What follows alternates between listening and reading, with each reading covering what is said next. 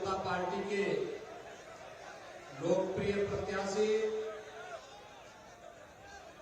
विधानसभा में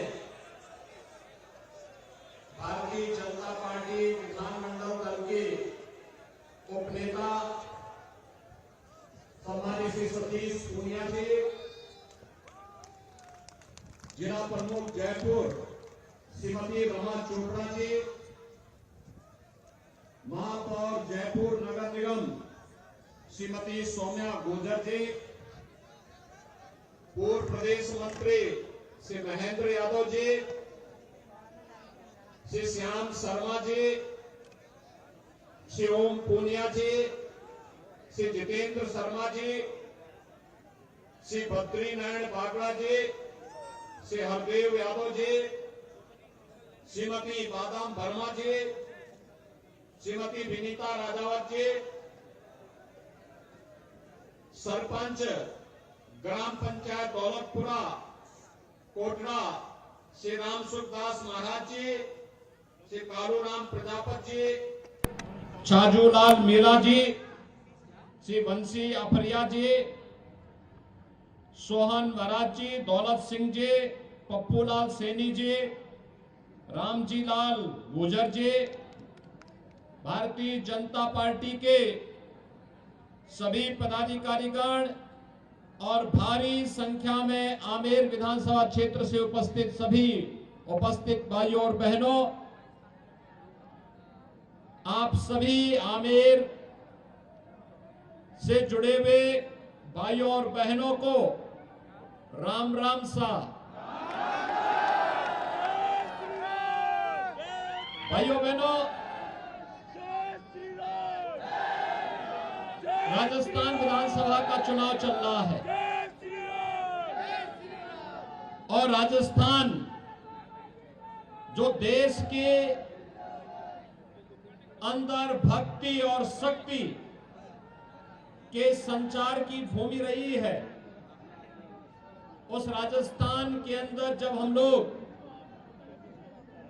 भक्ति की बात करनी हो, त्याग और बलिदान की बात करनी हो, देश के प्रति संपूर्ण समर्पण भाव के साथ कार्य करने की बात करती है, तो राजस्थान की ओर पूरा देश बड़ी आशा भरी निगाहों से देखता है कि वही राजस्थान है जिस राजस्थान ने पृथ्वीराज चौहान, महाराणा प्रताप और राजा सूरजमल जैसे महाप्रतापी राजाओं को जन्म देकर के इस दरार को पूर्ण किया है, सबके लिए पूज्य बनाया है।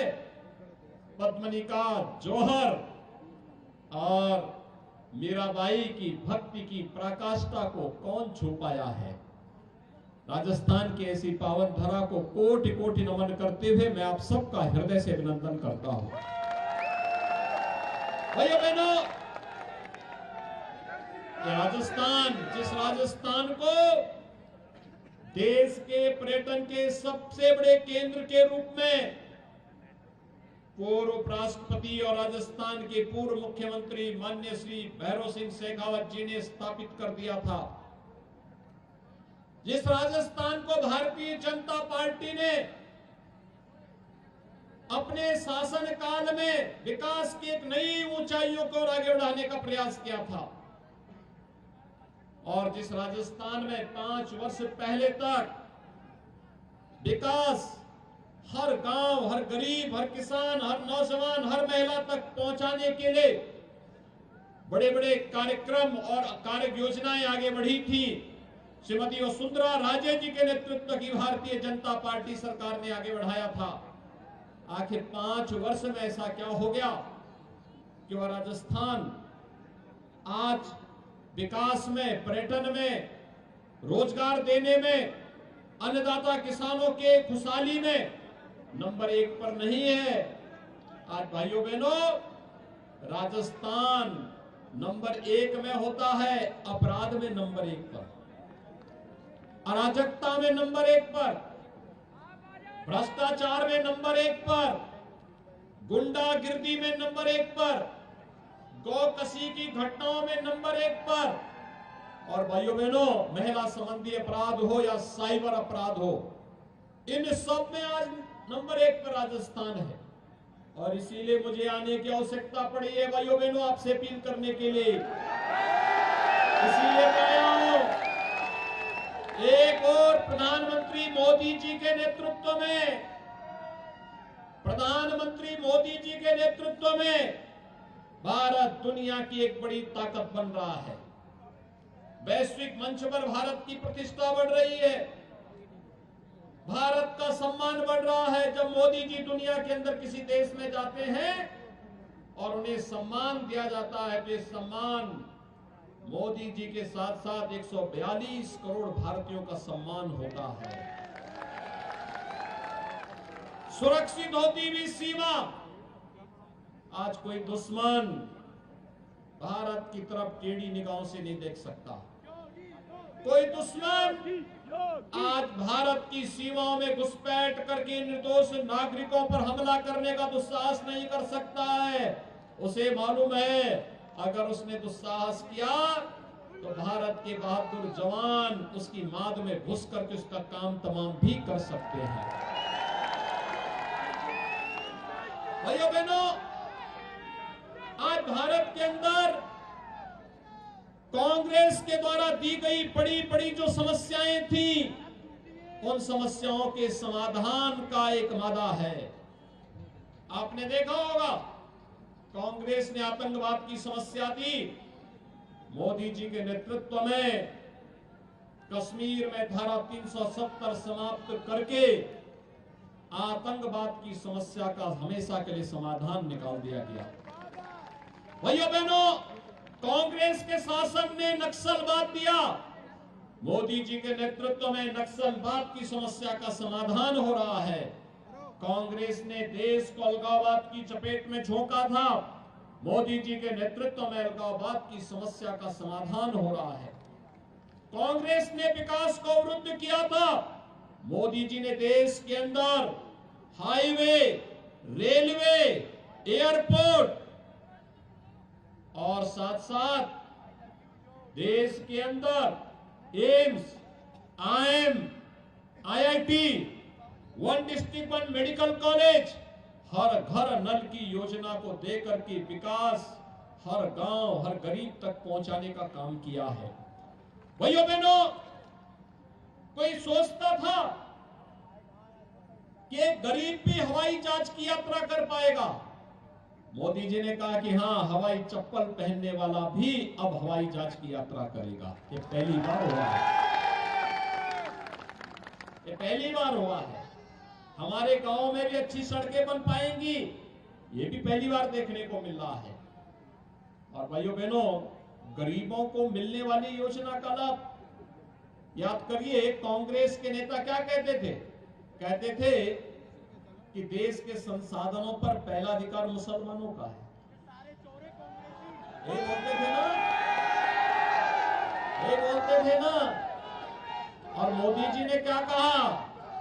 उन्होंने कहा नहीं, देश के संसाधनों पर पहला अधिकार गांव का है, गरीब का है, किसान का है, नौजवान का है, दलित का है, वंचित का है, समाज के प्रत्येक तबके का है। मोदी जी ने नारा दिया, सबका साथ, सबका विकास। भाइयों बहनों, ये सबका साथ और सबके विकास का नारा ही राम राज्य की आधारशिला है। कांग्रेस कहती थी कि राम हुए ही नहीं, कृष्ण हुए ही नहीं। आखिर कांग्रेस यही कहती थी ना। और भाइयों बहनों, हमने कहा था रामलला हम आएंगे, और मंदिर बनाने के पहले हमने ये भी कहा कि रामलला हम आएंगे, लेकिन पहले ढांचा हटाएंगे। गुलामी का ढांचा हटा ना, आज मंदिर बन रहा है ना, कोई संदेह है क्या? तो भाइयों बहनों, अब फर्क आपको महसूस हो गया होगा। कांग्रेस देश की समस्या का नाम और भारतीय जनता पार्टी समस्या के समाधान का नाम, दोनों अंतर फर्क महसूस हो गया ना। और भाइयों बहनों, इसीलिए हम लोग आए हैं। ये राजस्थान देश की त्याग और बलिदान की भूमि, देश को विपरीत परिस्थितियों में संबल देने वाली भूमि, देश की सीमाओं को सुरक्षित करने वाली भूमि और अपनी कला और स्थापत्य कला के साथ साथ अपने शौर्य के लिए, अपने पराक्रम के लिए, अपने पर्यटन के लिए, अपनी सौम्यता के लिए, अपने आतिथ्य सत्कार के लिए हमारी राजस्थान की भूमि जानी जाती है। और भाइयों बहनों, इसीलिए आज मैं आपके पास आया हूं आपसे कहने के लिए। मुझे याद है 5 वर्ष पहले भी मुझे यहां पर पूनिया जी के प्रचार के लिए आना पड़ा था और मैं आपका आभारी हूं कि आपने यहां के सूखेपन को दूर करते हुए कमल खिलाने का काम किया था। भाइयों बहनों, अपनी व्यस्तता के बावजूद, अपने संघर्षों के बावजूद, विपरीत परिस्थितियों में लड़ते हुए भी श्री सतीश पूनिया जी ने आमेर विधानसभा क्षेत्र के लिए जितना विपक्ष में रहते हुए कार्य किया जा सकता था उसको करने का प्रयास किया। और आज एक बार फिर से भारतीय जनता पार्टी नेतृत्व ने उन्हें आपके बीच में यहां पर उतारा है। आज याद करिए, मोदी जी दिल्ली से पैसा भेजते हैं, वह पैसा जयपुर में आके अटक जाता है। जब विपत्ति आती है, आपदा आती है, तो कांग्रेस के नेता कोई देश के बाहर पिकनिक मना रहा होता है, कोई जयपुर से बाहर नहीं निकलता है और जनता ठगी की ठगी महसूस करती है। लेकिन भाइयों बहनों, मोदी जी के नेतृत्व में कांग्रेस जो 55-60 वर्षों तक नहीं कर पाई, मोदी जी ने मात्र 5 वर्ष में, 9 वर्ष के अंदर वो करके दिखाया। खास तौर पर आप देखेंगे इन 9 वर्ष में 12 करोड़ गरीबों का एक शौचालय मिल गया, 4 करोड़ लोगों के लिए, 4 करोड़ लोगों को एक आवास मिल गया, 4 करोड़ गरीबों के घर में बिजली के कनेक्शन पहुंच गए, 10 करोड़ गरीबों के घर में उज्ज्वला योजना के कनेक्शन पहुंच गए। और भाइयों बहनों, संकट का जो साथी है वही साथी है। 80 करोड़ लोगों को देश में फ्री में राशन की सुविधा का लाभ ये पहली बार मिला है। आज मैं समाचार पत्र पढ़ रहा था, अमेरिका में, चीन में, दुनिया के तमाम देशों में कोरोना के मामले बढ़ रहे हैं। भारत में मोदी जी ने ऐसा वैक्सीन बनाया, कोरोना हमेशा के लिए समाप्त हो गया। भाइयों बहनों, अगर कांग्रेस की सरकार होती तो कोरोना वैक्सीन आती ही नहीं, और अगर आ ही जाती, वैज्ञानिक शोध करके लाई देते तो ये इसको भी ब्लैक कर देते। और यही कारण है राजस्थान में आप देख रहे होंगे कि पिछले 5 वर्ष में माफिया पनपे हैं।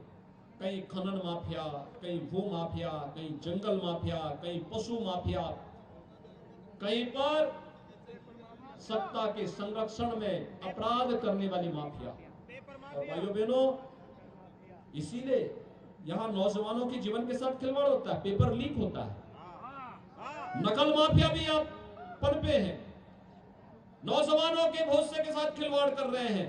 और इन्हीं माफियाओं के लिए हमने खोज की यूपी में बुलडोजर, इन्हीं माफियाओं के लिए की है। आप देखते होंगे ना, यूपी में बुलडोजर जब चलता है माफिया के ऊपर, कोई ठोर ठिकाना नहीं मिलता है। और इसलिए भाइयों बहनों, ये डबल इंजन सरकार की ताकत है। डबल इंजन सरकार गरीब के साथ खड़ी होकर के न्याय भी देती है, उसके सम्मान की रक्षा भी करती है और उसकी आस्था का सम्मान भी करती है। याद करिए, उत्तर प्रदेश में भारतीय जनता पार्टी सरकार आने के पहले हर दूसरे तीसरे दिन एक दंगा होता था। और भाइयों बहनों, आज पिछले 6.5 वर्ष हो गए भाजपा की सरकार यूपी में, एक भी दंगा नहीं हुआ, एक भी दंगा नहीं हुआ। और आयोजनों में आपने देखा होगा, कावड़ यात्रा जब यूपी में निकलती है तो एक कावड़ यात्रा में 4-4 करोड़ लोग जाते हैं, कहीं कोई तिनका नहीं हिलता है, तिनका नहीं होता है। आयोजन बड़ी भव्यता के साथ होते हैं, पूरी भव्यता के साथ, उमंग और उत्साह के साथ। अयोध्या का दीपोत्सव देखा होगा ना दीपावली के दिन। ये दीपोत्सव के कार्यक्रम अब हर जगह होते हैं। सुरक्षा भी है, आस्था का सम्मान भी है, और उसी आस्था के सम्मान के लिए हम लोग आज आपके पास आए हैं। भाइयों बहनों, देखिए, आप राजस्थान के लिए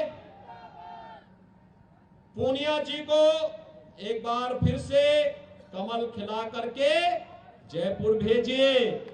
और मैं आपको आह्वान करने के लिए आया हूं, जो लोग हम पे हंसते थे जब राम मंदिर के आंदोलन के दौरान, कहते थे कभी कभी सपना पूरा नहीं होगा, हमने कहा देखो तुम्हारे ऐसे तुम बोलते रहोगे, हम इन सपनों को साकार करने में विश्वास रखते हैं। आज मोदी जी के नेतृत्व में अयोध्या में राम मंदिर का निर्माण हो रहा है ना? क्या कांग्रेस कर पाती क्या राम मंदिर का निर्माण? ये तो राम पर विश्वास ही नहीं करते जी। ये तो हमारे प्रभु राम पर ही और भगवान श्री कृष्ण पर ही प्रश्न खड़ा करते हैं। हमारे यहाँ संबोधन में ही राम राम हम कहते हैं। जन्म लेने के साथ राम, और जन्म की यात्रा पूरी करने के बाद भी राम। राम के साथ ही हमने जीवन, हमारा जन्म और जीवन दोनों बराबर जुड़ा हुआ है। लेकिन एक कांग्रेसी हमारे अस्तित्व पर प्रश्न खड़ा करने का काम करते हैं। और इसलिए भाइयों बहनों, जो सनातन धर्मावलंबियों के अस्तित्व पर प्रश्न खड़ा करते हो, उनके स्वयं के अस्तित्व पर प्रश्न खड़ा कर दीजिए। तो चुनाव उसका सबसे अच्छा माध्यम है। और इसीलिए आज मैं आपके पास आह्वान करने के लिए आया हूं कि जो आपकी भावनाएं थी उसके अनुरूप कार्य हो रहा है। अयोध्या में भगवान राम का मंदिर बन रहा है। 22 जनवरी 2024 को प्रधानमंत्री मोदी जी के कर कमलों से रामलला अपने भव्य मंदिर में 500 वर्षों के बाद विराजमान हो गए। कितने लोग इच्छा रखते हैं अयोध्या जाने की? वाह भाई, पूरा राजस्थान। भाइयों बहनों,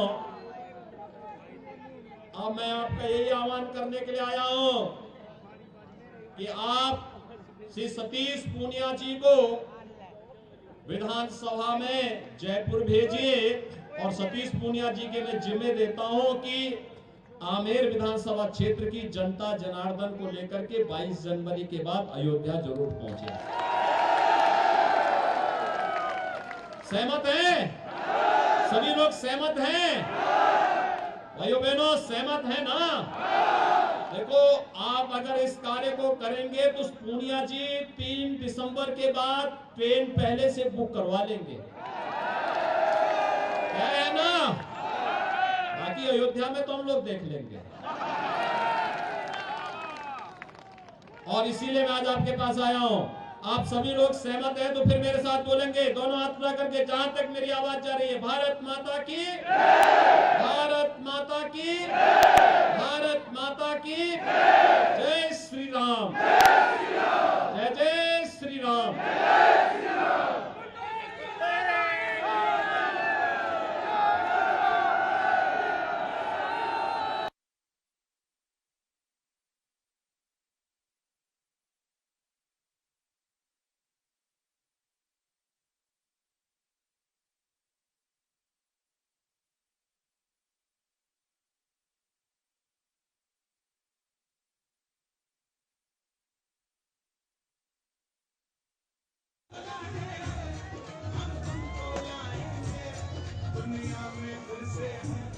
दुनिया में फिर